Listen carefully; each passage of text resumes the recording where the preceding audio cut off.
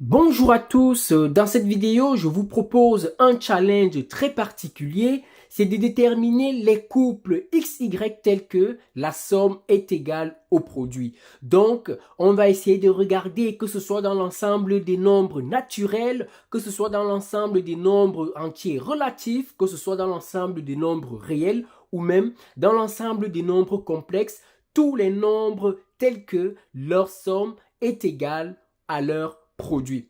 Alors, ce qui nous vient en tête, parce que ce qui m'a motivé pour cet exercice, c'est que si on est par exemple dans l'ensemble des entiers naturels, dans n, on sait que 0 plus 0 est égal à 0 et 0 fois 0 égale 0. Donc 0 est bien solution de cette équation, c'est même une solution triviale. Ce qui m'a encore effectivement motivé, c'est lorsqu'on est toujours dans n, on sait que 2 plus 2 est égal à 2 fois 2 égale 4. Donc, le couple 2, 2 est aussi solution de cette équation. Mais par contre, le couple moins 2 n'est pas solution de cette équation. Alors, maintenant, on va aller au-delà de n, essayer de déterminer du coup les couples qui peuvent vérifier cette équation. Mais pour ça, on va quand même raisonner de façon mathématique. On va voir ce que ça signifie. Donc, je peux effacer ceci et remettre mon équation. On a x plus y égale xy. Je vais ramener le produit à gauche. Donc ça, c'est la même chose que x plus y moins xy égale 0. Nous sommes d'accord. Alors je vais essayer de factoriser par x, ce qui fait x moins xy plus y qui est égal à x moins ax facteur de 1 moins y plus y qui est égal à 0. Vu que j'ai 1 moins y ici et ici j'ai simplement y, pour avoir un facteur commun, il me faut créer le 1 moins y.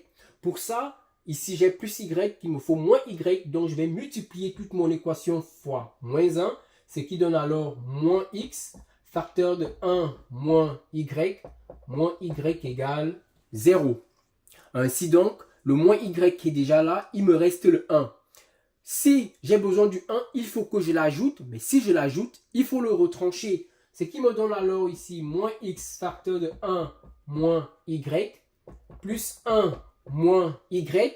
Mais le 1 que j'ai ajouté ici, il faut que je le retranche. Nous sommes d'accord? Ainsi donc, j'ai mon facteur commun entre ces deux termes qui est 1 moins y. Je le mets donc en facteur. 1 moins y facteur de 1 moins x est égal à 1. Ou tout simplement 1 moins x facteur de 1 moins y égale 1. C'est à partir d'ici qu'on va essayer de raisonner. Pourquoi? Parce qu'on sait qu'un produit, que ce soit un produit d'entier, un produit de nombre réel, un produit de nombre rationnel ou irrationnel, ou même un produit de nombre complexe, il suffit de trouver les produits tels que il suffit de trouver des nombres tels que leur produit donne 1 pour essayer de faire une identification et déterminer x et y. Alors, si on est dans n, essayons de raisonner de façon générale. 1 produit a fois b égale 1, ça signifie que soit a égale 1, donc 1 moins x égale 1 et 1 moins y égale 1. On peut aussi avoir que 1 moins x égale moins 1 et 1 moins y égale moins 1. Nous sommes d'accord parce que moins 1 fois moins 1, ça fait 1. Ça, c'est lorsqu'on est simplement dans R, mais on peut essayer de voir un peu plus grand. On peut aussi voir que 1 moins x est égal à 1 sur u. U, c'est un nombre réel. Et dans ce cas, bon, là, je vais mettre u. Et pour que ça fasse 1, il faut que 1 moins y égale l'inverse. C'est-à-dire u fois 1 sur u, ça fait 1. Mais là, c'est un tout petit peu plus compliqué. Allons faire un petit tour dans l'ensemble des nombres complexes. On sait que i carré égale moins 1. Or, si j'ai besoin de 1, il suffit de multiplier i carré par moins 1. Moins 1 fois i carré, ça fait moins 1. Donc, je peux avoir 1 moins x égale i et 1 moins y égale moins i. Ou alors 1 moins x égale moins i et 1 moins y égale i.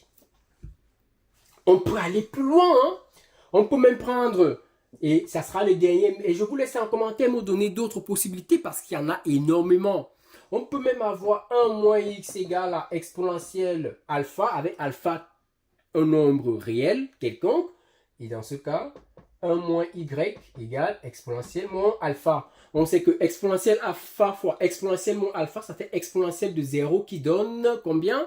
Qui donne 1. Donc ainsi, on a essayé d'identifier quelques cas lorsqu'on travaille dans l'ensemble de nombres complexes qui regroupent bien évidemment n, z, q, r. On a élucidé quelques cas où un produit donne 1. Lorsqu'on a 1 moins x fois 1 moins y égale 1. Maintenant, on commence alors l'identification. Ainsi. Premier cas, si 1 moins x égale 1 et 1 moins y égale 1, ça signifie que x est égal à 0 et y égale 0. Donc si 1 moins x égale 1 et 1 moins y égale 1, alors le couple 0, 0 est solution. Et c'est ça qu'on a vu, ça fait partie des solutions triviales. De même, si 1 moins x égale moins 1 et 1 moins y égale moins 1, alors on va trouver que x égale 2 et y aussi qui vaut 2. Donc, alors, le couple 2, 2 est solution. Intéressons-nous au quatrième cas.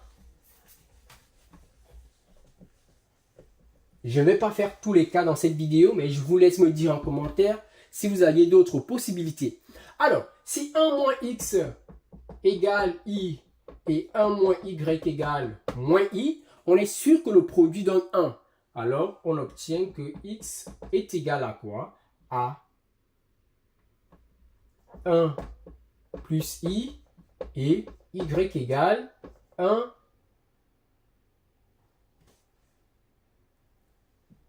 Alors ici, là, x est égal à 1 moins i et y égale à 1 plus i. Voilà. Donc on voit que x et y sont deux nombres conjugués. Mais est-ce qu'on peut le généraliser? C'est-à-dire si z égale à a plus ib et z bar égale a moins ib, est-ce que le produit donne forcément 1? Non.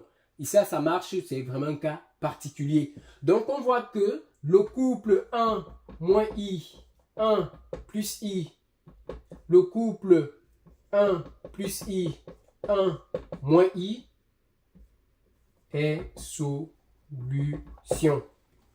Alors, dans cette vidéo, le dernier cas que je vais traiter, c'est le cas avec les exponentielles. On peut très bien évidemment, avoir aussi ces exponentielles, mais multiplier ici modulo par un signe moins.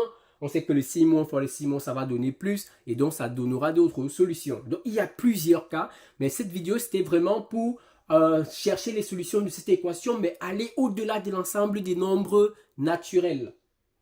Alors, dernier cas que je crée dans ces vidéos, si 1 moins x égale exponentielle alpha et 1 moins y égale exponentielle moins alpha, on trouve facilement que x égale quoi? Égale 1 moins exponentielle alpha et y égale 1 moins exponentielle moins alpha, avec bien évidemment alpha appartenant à R ou C. On s'en fout en fait de la valeur de alpha parce qu'on sait que quel que soit alpha, non, vu qu'on est plutôt à, allez, prenons le risque, prenons plutôt alpha appartenant à C. On sait que dans tous les cas, exponentielle alpha fois exponentielle moins alpha, ça fait exponentielle de 0 qui fait 1. Donc, et dans ce cas, le couple 1 moins E alpha, 1 moins E moins alpha est solution.